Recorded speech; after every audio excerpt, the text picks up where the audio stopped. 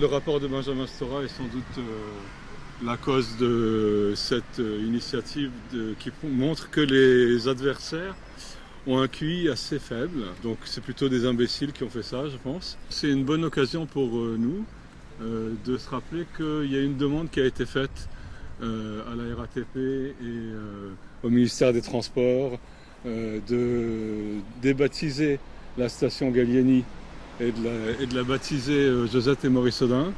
Je pense que quand on lit le rapport de Benjamin Stora, on est obligé de constater que non, Gallieni, c'est pas quelqu'un à qui on veut rendre un hommage, et c'est plutôt des gens qui se sont battus effectivement pour le droit des peuples à disposer d'eux-mêmes, contre la colonisation.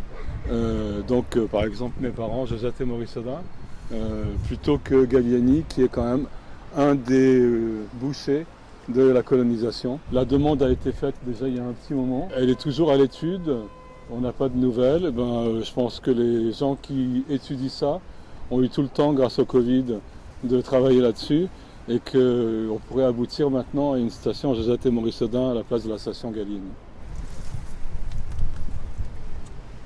Alors, Maurice Audin était un mathématicien, membre du Parti communiste algérien, enlevé par l'armée française, torturé. On n'a jamais retrouvé son corps et il y a eu une mobilisation très importante pour faire la vérité sur ce qui était advenu de Maurice Audin. Et sa femme Josette a pris le relais, même après l'indépendance, justement pour avoir la vérité sur la disparition de son mari. Et Josette habitait Bagnolet. Elle habitait le quartier qui est juste au-dessus de ce parc-là, oui.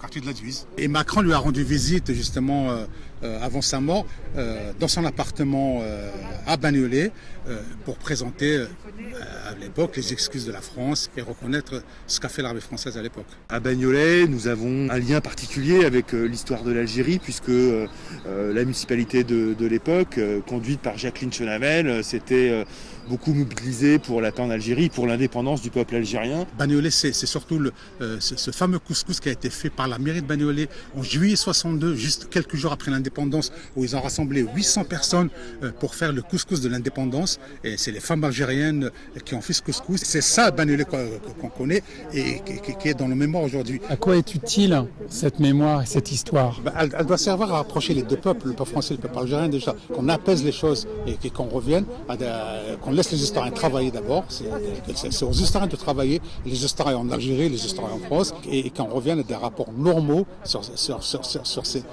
cette histoire-là qui lie les deux peuples. Voilà, c'est pour ça qu'il est important de le faire. Il faut aller au fond des choses, dire les choses, dire la vérité, voilà.